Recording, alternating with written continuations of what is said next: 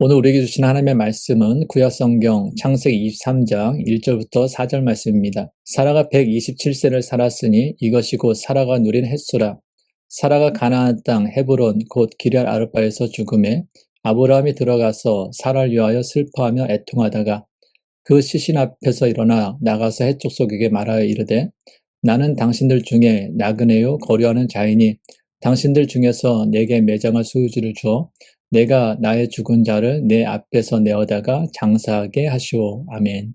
빈규동 감독의 세상에서 가장 아름다운 이별이라는 영화가 있습니다.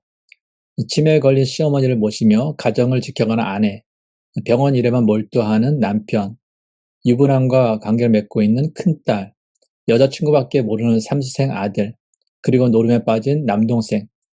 이렇듯 각기 제 삶에만 몰두하던 가족들에게 어느 날 갑작스레 죽음이라는 현실이 찾아옵니다. 아내는 계속되는 오줌 수태 증상으로 남편이 일하는 병원에서 검사를 받게 되고 결과는 자궁암 말기, 이미 암은 다른 장기로 전이되어 수술조차 불가능한 상황이었습니다. 이 사실을 먼저 알게 된 남편은 충격에 휩싸입니다. 의사로서 아내가 아프다고 했던 말을 대수롭지 않게 넘겨둔 자신을 자책하며 기어이 수술을 시도하지만 온몸에 퍼진 암세포 앞에서 결국 수술실을 나와 눈물 짓고 맙니다. 뒤늦게 이 사실을 알게 된 가족들도 그제야 현실을 마주합니다.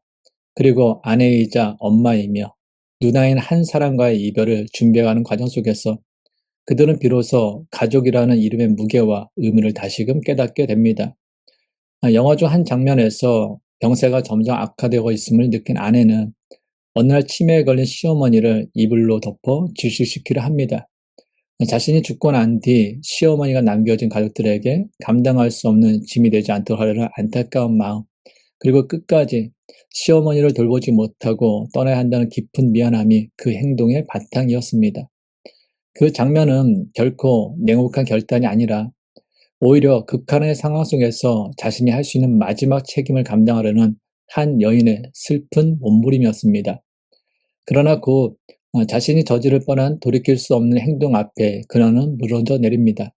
시어머니를 끌어안고 잘못했어요라며 오열하는 그녀의 모습은 그녀의 마음이 얼마나 여리고 따뜻한 사랑으로 가득 차 있는지를 역설적으로 보여줍니다. 그녀가 떠난 뒤 집안 곳곳에서는 남겨진 가족들을 향한 따뜻한 쪽지들이 발견됩니다. 비록 육신은 떠났지만 그 쪽지들을 통해 그녀는 여전히 가족들과 함께하는 존재로 기억됩니다. 가정에서 아내로, 어머니로, 누나로 존재했던 한 사람의 사랑과 헌신은 그렇게 여전히 살아 숨쉽니다. 이 영화는 조용히 그러나 분명하게 우리에게 묻고 있습니다. 사랑하는 사람과의 이별 앞에서 우리는 무엇을 붙들며 살아갈 것인가? 오늘 보면 창세기 23장은 아브라함이 사랑하는 아내 사라의 죽음을 맞이하는 장면으로 시작됩니다. 오늘 본문 1절 말씀입니다. 사라가 127세를 살았으니 이것이 곧 사라가 누린 햇수라. 모든 인간은 결국 죽음을 맞이합니다. 사라도 이 세상에서 127년을 살고 생을 마감했습니다. 남편 아브라함보다 10살 어린 그녀가 먼저 죽었습니다. 죽음에는 순서가 없습니다. 누가 먼저 떠날지 그것은 누구도 알 수 없는 일입니다. 사라의 127년 생애 중 성경에 언급된 그녀의 삶은 약 63년 정도입니다. 사라는 여자로서 참으로 감당하기 어려운 일들을 많이 겪었습니다. 무엇보다도 오랫동안 자식을 낳지 못했다는 것은 그 시대의 여인으로서 감당하기 힘든 수치였습니다. 남편의 대를 잇기 위해 자신의 몸종 하갈을 남편에게 첩으로 주어야 했고, 여종 하갈이 임신한 후에는 오히려 그 하갈에게 멸시당하는 아픔도 겪어야 했습니다. 자식이 없다는 이유로 겪는 심리적 고통과 사회적 시선은 말로 다 표현할 수 없었을 것입니다. 남편 아브람과의 관계는 또 어떻습니까? 만약 하나님께서 그들 사이에 개입하지 않으셨다면 그들의 부부관계는 이미 파탄이 났을지도 모릅니다. 결혼은 여성에게 있어 자신의 모든 것을 남편에게 맡기는 것인데 아브람은 그 신뢰를 2번이나 무너뜨렸습니다. 자신의 생명을 지키기 위해 아내 사라를 누이라고 속이고 다른 남자에게 넘긴 것입니다. 그것도 한 번이 아니라 2번이나 말입니다. 그때 사라의 마음은 어땠을까요? 남편에 대한 배신감과 분노로 감당할 수 없었을 것입니다. 그럼에도 불구하고 성경은 사라에 대해 이렇게 증언합니다.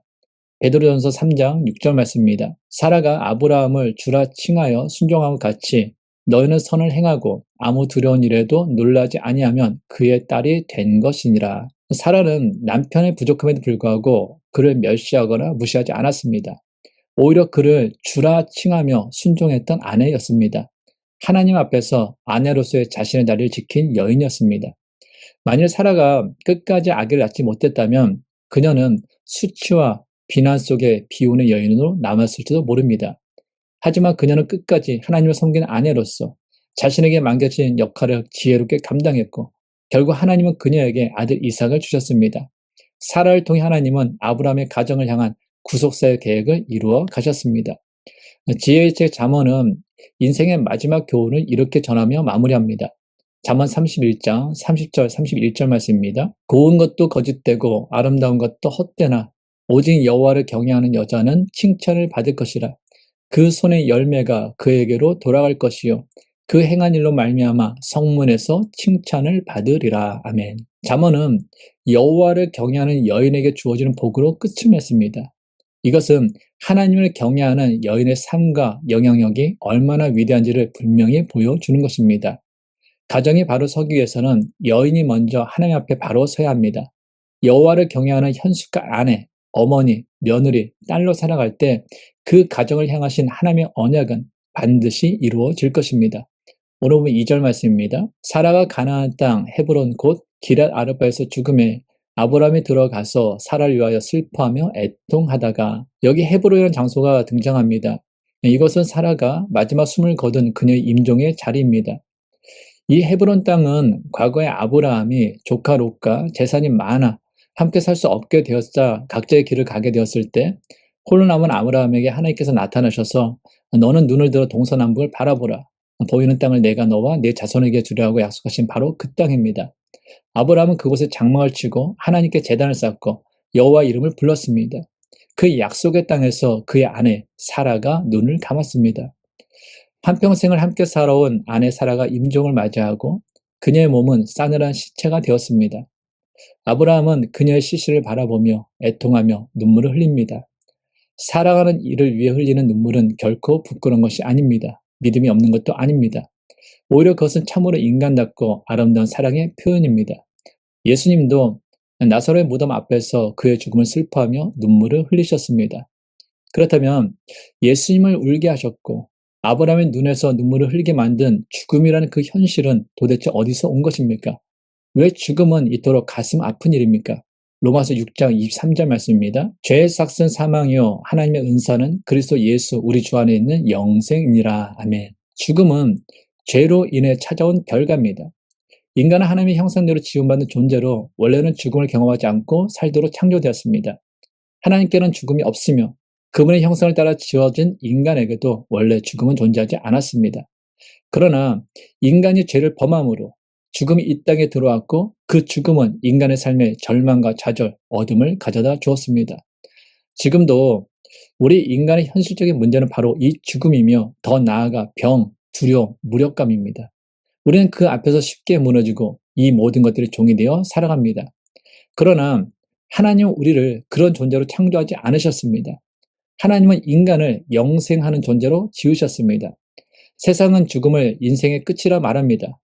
때때로 죽음은 인간의 모든 것을 지배하는 것처럼 보입니다. 그러나 죽음이 결코 이기지 못한 이름이 있습니다. 바로 예수 그리스도입니다. 예수님은 인류의 모든 죄를 지고 십자가에 달려 죽으셨습니다. 그러나 그분은 죽음에 머물지 않으시고 사망의 권세를 깨뜨리시고 부활하셨습니다. 그러므로 누구든지 예수 그리스도를 믿는 자는 그분과 연합하여 부활의 생명에 참여하게 됩니다. 사도 바울은 이 부활의 확신을 다음같이 선포합니다. 고린도전서 15장 55절 56절 말씀입니다. 사망아 너의 승리가 어디 있느냐? 사망아 네가 쏘는 것이 어디 있느냐? 사망이 쏘는 것은 죄요 죄의 권능은 율법이라. 아멘. 죽음은 인생의 끝처럼 보이지만 예수 그리스도로 인해 우리는 죽음을 이길 수 있습니다. 사라는 죽었습니다. 그리고 언젠가 저와 여러분도 죽음을 맞이하게 될 것입니다. 그러나 예수 그리스도 안에 있는 자들은 사망의 권세를 이기고 주님과 함께 부활의 영광에 참여하게 될 줄 믿습니다. 그러므로 우리는 죽음을 두려워할 필요가 없습니다. 우리를 위해 죽으시고 부활하신 예수 그리스도 안에 참 생명이 있습니다.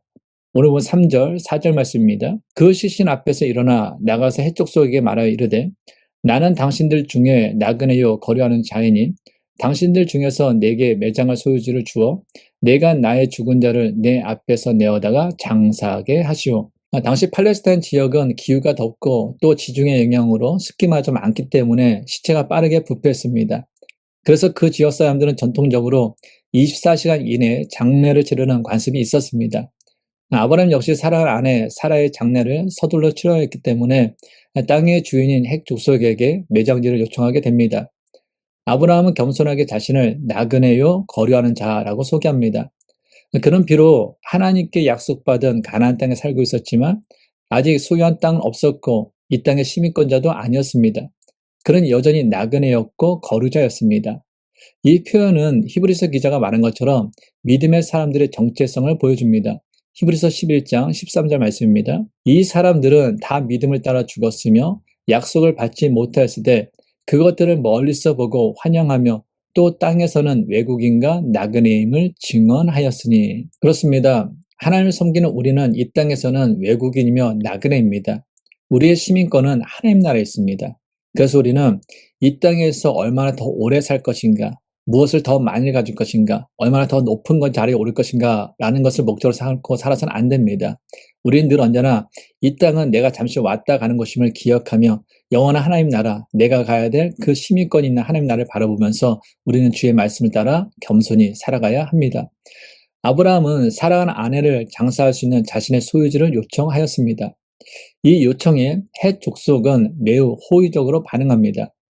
그들은 아브라함을 하나님이 세우신 지도자라고 부르며 그가 원하는 어떤 묘실이든 무상으로 제공하겠다라고 말합니다. 이는 아브라함이 그 땅에서 얼마나 인격적으로 존경받고 있었는지를 보여줍니다. 하지만 아브라함은 그 제안을 거절합니다. 그는 단순히 묘지를 빌려 쓰려는 것이 아니라 법적 소유권을 갖고 장례를 치르기 원했습니다. 그래서 그는 에브론이라는 해쪽 속의 지도자에게 자신의 뜻을 분명히 밝히고 막벨라 굴과 그 주변 밭을 정당한 값을 지불하여 매입하고자 합니다. 에브론은 처음에는 아브라함에게 그 땅을 그냥 주겠다라고 제안합니다. 그러나 아브라함은 거듭하여 땅값을 지불하고자 간청합니다.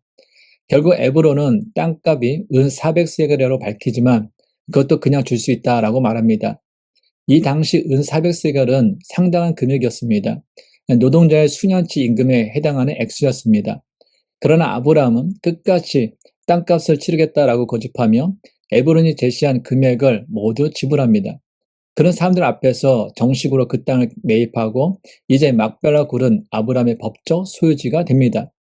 그렇다면 왜 아브라함은 땅 주인 에브론이 그토록 호의적으로 그냥 가져가라고 3번이나 말했음에도 불구하고 끝까지 돈을 내고 땅을 매입하려고 했을까요? 첫째 이유는 그가 매입하려 한 것이 바로 헤브론 지역에 속해 있었기 때문입니다. 오늘 본문 19절 말씀입니다. 그 후에 아브라함이 그 아내 사라를 가나안 땅 마모레 앞 막벨라 밭굴에 장사하였더라.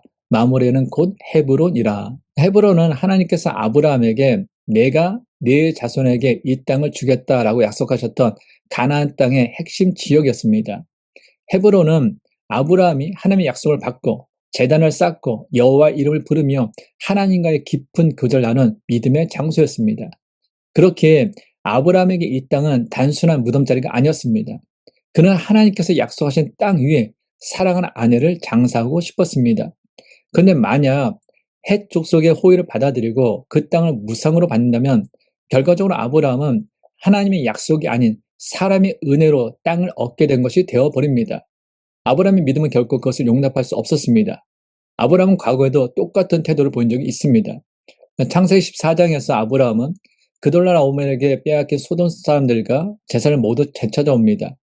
소돔 왕은 그 대가로 사람은 나에게 보내고 물품은 가져가라고 했지만 아브라함은 단호히 거절하며 이렇게 말했습니다. 창세기 14장 23절 말씀입니다. 내 말이 내가 아브라함으로 치부하게 하였다 할까 하여 내게 속한 것은 실 한 오락이나 들매가 한 가닥도 내가 가지지 아니하리라. 아브라함은 자기가 부유하게 된 것이 사람의 호의 때문이 아니라 하나님께서 복 주셔야 된 것임을 분명히 하고자 했습니다. 아브라함은 그런 믿음의 사람이었습니다. 그리고 이번에도 마찬가지입니다. 아브라함은 사라를 장사할 묘지를 마련하면서조차 하나님의 이름이 사람들 앞에서 욕되지 않도록 자신이 직접 대가를 지불하고 그 땅을 소유하였습니다. 아브라함은 분명히 알고 있었습니다. 그 땅은 하나님께서 자신의 자손에게 주시겠다고 약속하신 땅이며 그 약속의 땅에서 자신이 소유권을 가지고 사라를 묻는 것이 믿음의 행위라는 사실을 말입니다. 아브라함은 사람의 친절을 감사히 여기되 믿음의 고백은 반드시 하나님 앞에서 하나님께로부터만 시작되어야 한다는 확신으로 살았던 사람입니다. 둘째, 아브라함이 그 땅을 값주고 매입한 이유는 하나님의 말씀을 절대적으로 신뢰했기 때문입니다. 하나님께서는 아브라함에게 아들이 태어나기 전 먼 미래에 그의 후손들이 이집트 땅에서 나그네로 살며 고난당할 것을 미리 알려주셨습니다. 그리고 때가 되면 반드시 그 땅, 곧 가나안으로 돌아올 것이라 말씀하셨습니다.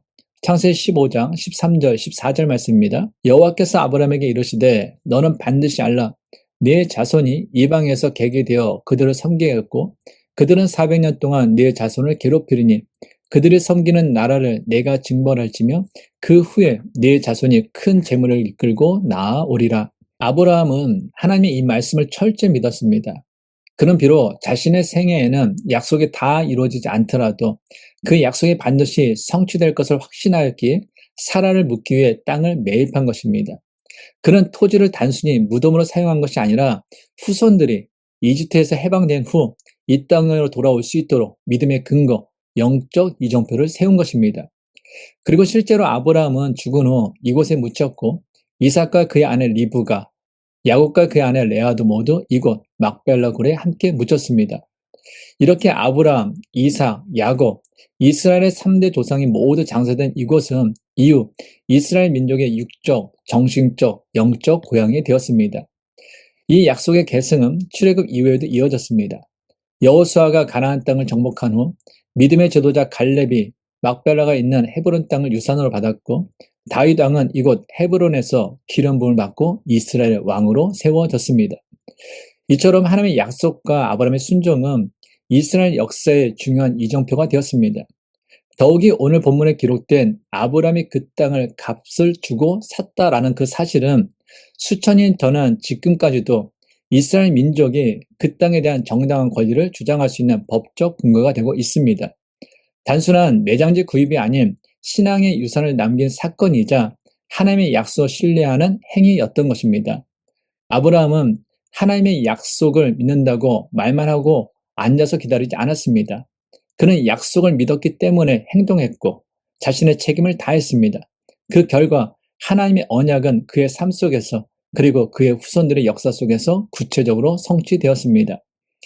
미국의 한 작은 시골 마을에 노인 한 사람이 살고 있었습니다.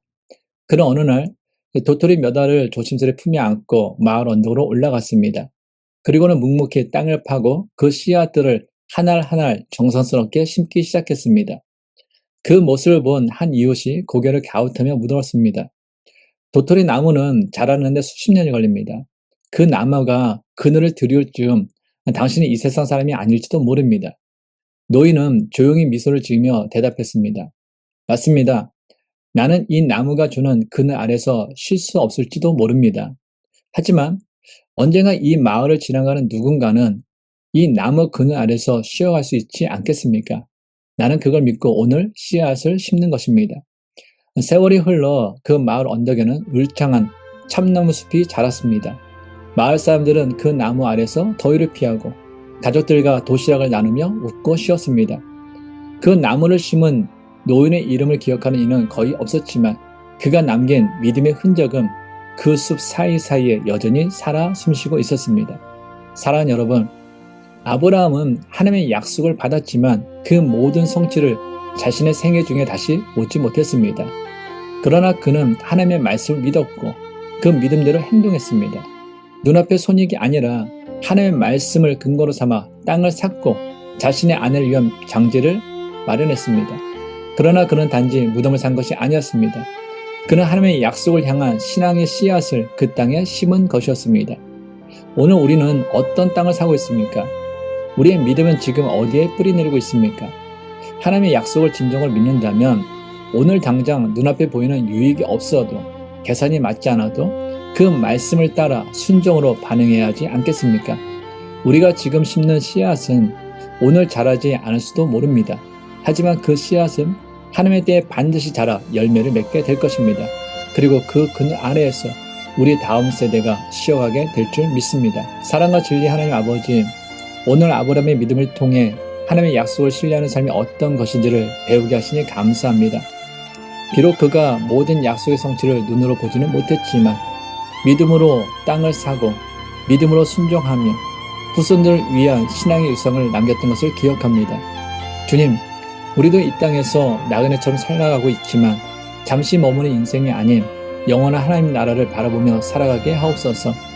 눈앞의 손익이 아니라 말씀을 따라 순종하게 하시고 당장은 열매가 보이지 않아도 믿음으로 씨를 뿌리는 삶을 살아가게 하옵소서.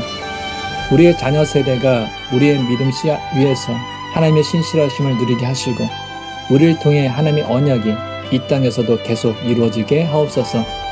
이제는 우리를 죄와 사망에서 건지시고 영원한 생명의 길로 인도하시는 우리 주 예수 그리스도의 은혜와 약속을 결코 잊지 않으시고 때를 따라 이루시는 하나님 아버지의 사랑과 날마다 말씀을 기억나게 하시고 믿음으로 살아가도록 인도하시는 성령 하나님의 교통하심이 오늘 아브라함의 믿음을 따라 말씀에 순종하며 살아가도록 결단하는 모든 하나님의 사람들 위해 지금부터 영원토록 함께 하시기를 간절히 축원하옵나이다. 아멘.